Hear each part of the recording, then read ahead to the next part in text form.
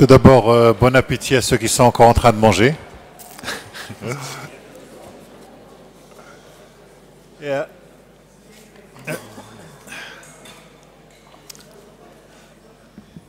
donc de l'indignation légitime au projet politique, je commencerai bien en tout cas ce troisième temps par essayer de montrer en quoi le discours prophétique, quel qu'il soit, que ce soit celui de Moïse, de Jésus ou du prophète de l'islam, est un discours, je dirais, de l'engagement et éminemment subversif. Simplement, dans le cadre islamique, ce qu'il faut savoir, c'est que le discours coranique s'est articulé sur deux périodes. Tout d'abord, la première période, entre 610 et 622, à la Mecque, et ensuite, il y a eu ce qu'on appelle l'hégire, c'est-à-dire l'exil, l'immigration à Médine, et de 622 jusqu'en 630 avant le retour du prophète à la Mecque. Et durant les 12 années de présence à la Mecque, le discours coranique, c'était d'abord un discours, je dirais, verbal, c'est-à-dire que le prophète de l'islam, c'était une guerre verbale. C'est-à-dire il était inscrit dans une tradition, et pour cette tradition-là dans laquelle il était, le monothéisme était impensable. Même s'il avait été pensé à la fois dans le cadre du christianisme et dans l'islam, il n'empêche que dans la tribu de Mohammed, dans le clan de Mohammed, dans la religion ancienne arabe, le monothéisme, même s'il existait, il était impensable à l'intérieur. Pourquoi? Parce que chaque tradition finalement, ou chaque groupe devait absolument suivre la religion de son père. Et donc le discours coranique est un discours subversif, c'est-à-dire que la subversion, elle est liée au fait que c'est quelqu'un qui parle au nom de Dieu, que ce soit Yahvé d'un côté ou au nom du Père de... Il y a encore de l'autre. Il y a encore de l'autre, effectivement, merci. Mais en tout cas, on ne parle pas de sa propre voix, mais on est le porte-parole de quelqu'un, et ce quelqu'un, c'est Dieu. Et donc, on essaie d'ouvrir, au nom de Yahvé, au nom de Jésus, au nom du Père ou au nom d'Allah d'un côté. Il y a une parole qui est dite pour ouvrir une brèche dans l'histoire. Cette brèche, c'est l'exode d'un côté, c'est la conversion, et c'est l'hégire pour l'islam, pour une promesse. Pour une promesse, alors la promesse, c'est la terre promise. De l'autre côté, la promesse, c'est le royaume des cieux. Et dans le cadre islamique, c'est le cadre de la Oumma. Et donc, lorsqu'on lit bien ces textes-là, qu'ils soient la Bible, les évangiles ou le texte coranique, on voit que tous ces textes-là sont constitués autour d'une promesse. En tout cas, ils sont pensés comme tels. C'est-à-dire qu'ils sont faits pour ouvrir l'espace d'une nouvelle communauté. Et finalement, dès que le prédicateur ou le théologien va en faire une collection de prescriptions, il va en faire forcément un programme. Et donc le risque de menace n'est plus finalement très loin.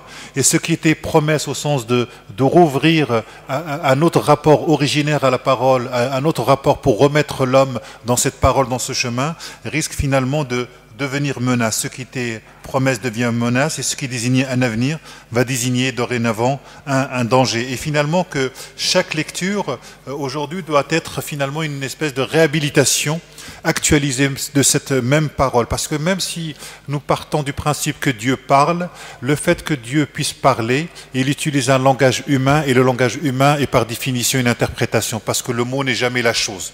Donc cette parole de Dieu doit passer obligatoirement par la parole humaine, et la parole humaine est elle-même une interprétation. Donc ce que nous faisons, c'est que nous ne faisons qu'interpréter une interprétation originelle. Et cette interprétation-là, c'est ce qui permet finalement de penser les motifs de l'engagement pour d'autres lectures, en tout cas faire advenir ce que disait tout à l'heure notre ami Raphaël, à notre monde. Et donc c'est une parole qui est acceptée, qui est reçue et qui va, je dirais, lier quelque part. Et donc toute la question, c'est comment le discours coranique ou le discours subversif, parce que c'est pas facile de se lever contre sa propre famille, de proclamer au nom d'une révélation que vous avez reçue, et de se retrouver face au pouvoir. Parce qu'à la fois Moïse, Jésus et Mohammed se sont retrouvés face à des pouvoirs établis. Et donc le fait de pouvoir dire au nom de Dieu, c'est de ce seul Dieu dont vous avez, c'est lui votre propre souverain, c'est ni César, ni les Sanhédrins, ni je dirais les tribus à la Mecque, ben ça c'est quelque chose qui est éminemment subversif, c'est-à-dire que vous ouvrez, c'est un rapport subversif par rapport au pouvoir. Et c'est pour ça que la parole prophétique, elle a encore des échos, puisque d'autres personnes peuvent à un moment reprendre cette parole et dire mais finalement c'était pas ça qu'il fallait faire, il faut la repartir autrement. C'est cela pouvoir s'engager à la fois dans une interprétation qui est complètement nouvelle, mais une interprétation qui à la fois s'inscrit dans de l'ancien et de réouvrir cette idée de la promesse. Et donc il faut avoir aussi cette idée de courage, le courage d'être.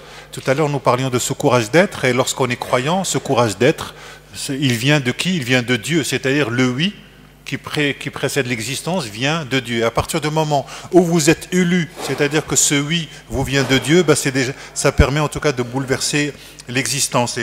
Et en français, cette idée de penser je dirais le courage de l'engagement, ce courage qui vient de cette idée du cœur, car le cœur dans l'Antiquité, finalement, c'était le siège de la vie intérieure. Le courage, c'est avoir le cœur de faire quelque chose. Et le courage, c'est avoir du cœur à l'ouvrage. Et ce qui permet à un être humain de vaincre ses peurs, de supporter finalement toute la souffrance, de braver le danger, c'est d'entreprendre des choses difficiles, malgré tout ce que l'on peut voir. Parce que finalement, c'est cela la foi. La foi, c'est croire en dépit d'eux.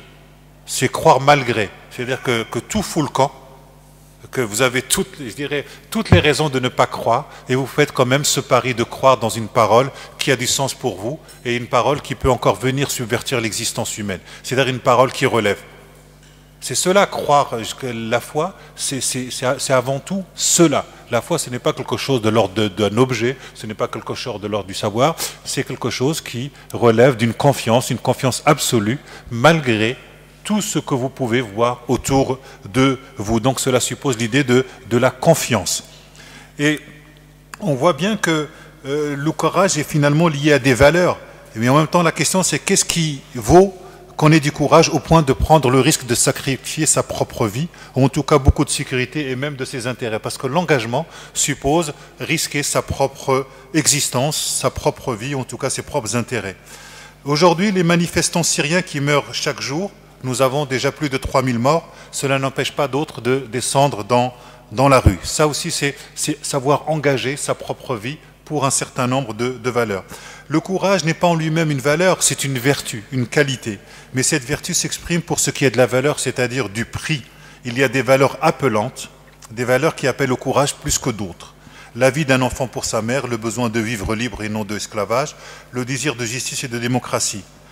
Nous vivons dans une société qui se considère laïque. La République française véhicule des valeurs qui, durant des décennies ont été jugées comme suffisamment importantes pour qu'on verse son sang pour elles. Liberté, égalité, fraternité. Les grandes révolutions politiques ont été également porteuses de valeurs pour lesquelles on pensait pouvoir mourir. Il n'y a pas si longtemps, je discutais avec l'éditorialiste du Nouvel Observateur, Jean Daniel, qui ont parlé des révolutions arabes, et il disait ce qui est très difficile dans les révolutions, c'est qu'on peut mourir pour la liberté, mais on ne vit pas de la liberté. Donc ça montre aussi tout le problème, une fois qu'on a ce processus de liberté, l'idée de l'engagement, comment s'engager à partir de là. Et le printemps arabe, même s'il tourne à l'automne, voire à l'hiver pour certains, témoigne de cette même attitude. Le courage s'explique par les valeurs qu'on pense pouvoir aussi défendre. Mais il s'explique aussi par la volonté que j'ai d'être courageux. C'est en grande partie parce que j'ai décidé d'être courageux, même si ce n'est pas toujours conscient que je suis courageux. C'est parce que j'ai décidé d'être courageux, était important dans la construction et dans le maintien de ma propre humanité.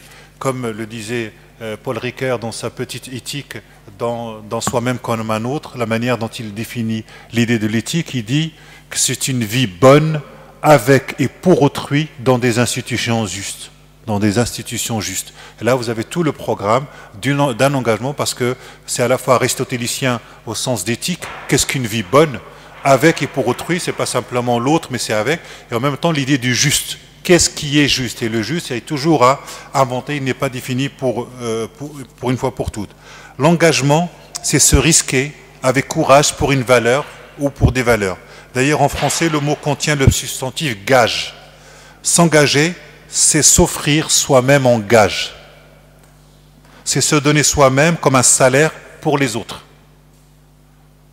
Rappelez-vous, vous, en tout cas les chrétiens qui êtes là sur les évangiles, lorsque Jésus dit « ma vie nulle ne la prend, ma vie je la donne ». C'est cela aussi, pouvoir s'engager jusqu'à sa propre mort. Dans nos sociétés européennes qui placent l'individu au premier rang, les valeurs collectives, celles qui ont pour fonction d'unir et d'exalter un groupe, sont en déclin. L'enseignement des vertus civiques a pratiquement cessé. Ce qu'on appelle l'honnêteté, la fierté, l'obéissance, l'offrande de soi, chasteté, refus du mensonge, tout ça, lorsque la parole ne... Vous savez, une société, ça repose avant tout sur la parole, sur la confiance de la parole. C'est-à-dire que la parole dit quelque chose de vrai, ou en tout cas tente de faire advenir du vrai. Lorsque je parle, et si vous n'avez plus confiance dans la parole que je vous donne, il n'y a plus de société possible. C'est comme dans un couple. Quand il y a un mensonge qui a été établi, c'est très difficile. Ça veut dire que, c'est ce que dit Ricoeur, c'est-à-dire que lorsque l'institution des institutions, c'est-à-dire l'institution même du langage, ne vaut plus rien dans une société, c'est toute la société qui fout le camp. Il n'y a plus de société, c'est terminé. Si la parole n'est pas capable de faire advenir du vrai, c'est terminé. On ne croit plus ni dans la parole politique, ni dans la parole de l'imam, ni dans la parole je dirais, du prêtre ou du rabbin ou de quiconque. Cependant, d'autres paroles, d'autres valeurs ont pris quand même de l'importance.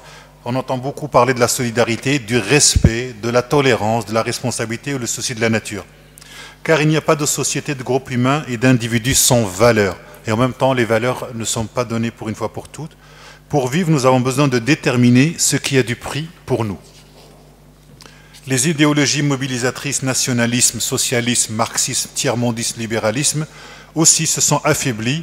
Elles ont produit du désenchantement et ne sont plus appelantes, en tout cas en termes de courage. Parfois, des appartenances religieuses sont mobilisatrices et appellent au courage. Mais alors là, on frise souvent avec le fanatisme. Ceux qui sont prêts à mourir pour une fois aujourd'hui paraissent finalement assez suspects, ce qui n'est pas le cas de vous ici, je vous rassure et je vous remercie.